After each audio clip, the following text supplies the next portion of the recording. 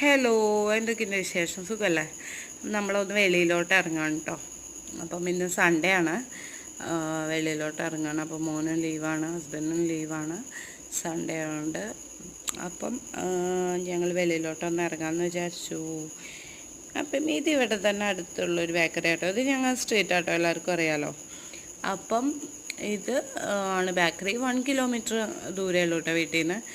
അപ്പം നമ്മളൊന്ന് ചായയൊക്കെ കുടിച്ചിട്ട് 2 വടയൊക്കെ കഴിച്ചു. പിന്നെ ഫാസ്റ്റ് ഫുഡൊക്കെ കിട്ടുന്ന പോയിൻ്റ് ആട്ടോ.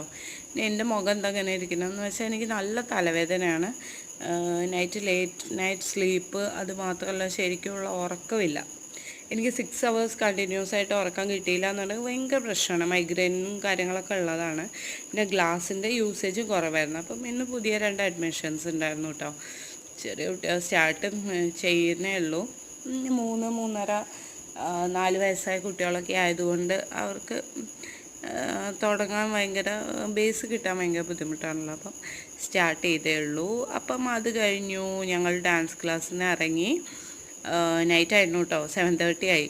അപ്പം നമ്മൾ ബസ്സിന് വേണ്ടി വെയിറ്റ് ചെയ്യുകയാണ്. അപ്പം ബസ്സിൽ കയറിയപ്പോൾ കുറച്ച് കഴിഞ്ഞപ്പം അവന് വാഷ്റൂമിൽ പോകണമെന്ന് പറഞ്ഞു. അങ്ങനെ ബസ്സിൽ നിന്ന് ഇറങ്ങേണ്ടി വന്നു.